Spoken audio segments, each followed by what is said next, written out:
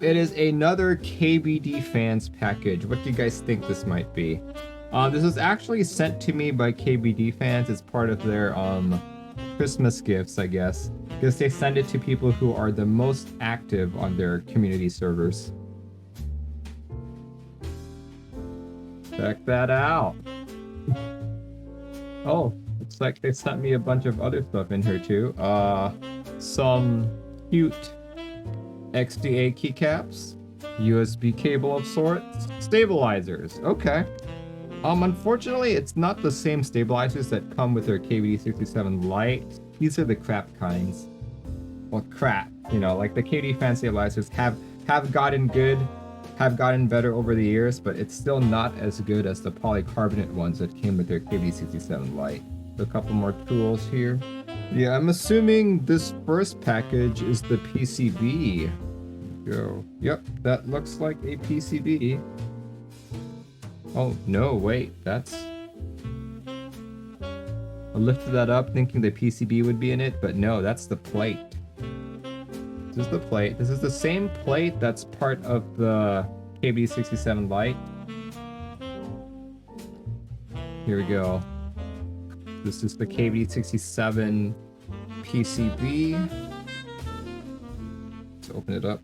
Oh look, they're up to V3 now.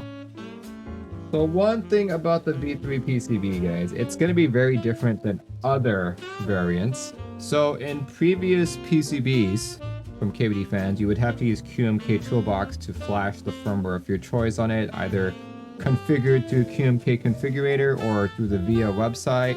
You know, if you're unfamiliar with that procedure, you can check out my tutorials on YouTube. The V3, the new thing about this is that they changed the flashing process. So technically you can still use QMK Toolbox to flash it just fine.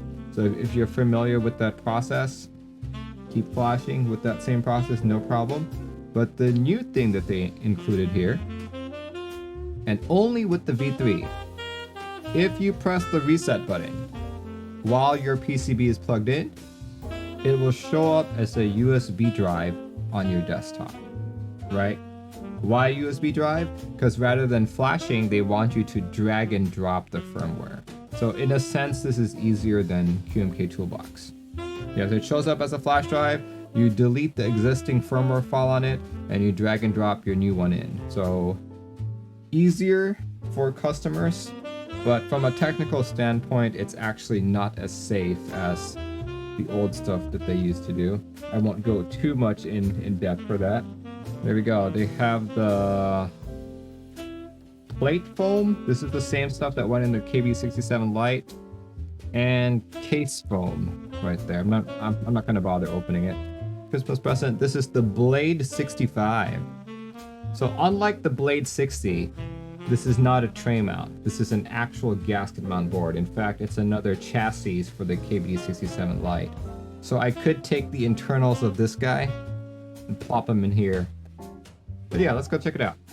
Look at that. That's a magnetic cover. More unpackaging. So here we go. Gaskets right there. Oh, look at that. That's like a bluish gray, isn't it? Bluish gray of sorts. Then on the back, there's a skull.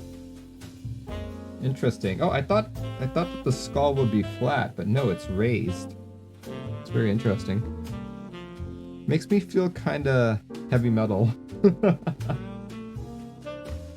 Cool. So yeah, there's basically just another chassis for your KBD67 Lite. Not gonna lie, that board is chunky. Yeah, it's got that same blade aesthetic, like the Blade 60 aesthetic.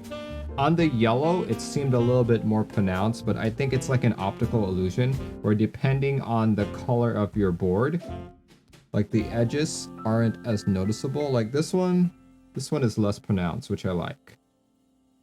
Here, let me actually pull out the Blade 60 so you guys can see what I mean. There we go. This is my Blade 60. I actually really like it. I think I color matched it really well. Yeah, this is actually in stock right now. You guys can follow this link. Let me just paste that in chat. Blade65, 159 bucks. 7-degree typing angle, a gasket mount, 1.2 kilograms. Compared with the V3 that's on my desk, case weight is 880, so this is definitely heavier. You do have the option to put a brass bar in it as well, just to make it a little bit heavier. But even with the brass bar that you put in the V3, it's not going to be as heavy as the Blade65. Yeah, mine doesn't have the brass bar. But yeah, here, let's continue looking at this. See, because of the color of the board, that edge right there doesn't look as pronounced as if you had picked a brighter color. That, to me, this looks a lot more noticeable. The 60 is the tray mount. The 65 is the gasket mount. I honestly don't know how I feel about the skull. Thank you very much, KBDFans, for your Christmas present. I'm sorry it took me so long to unbox it. There we go. Thank you so much, KBDFans. Thank you, Aaron, for joining in, and I will see you when I see you. Have a good rest of your week, everyone. Goodbye.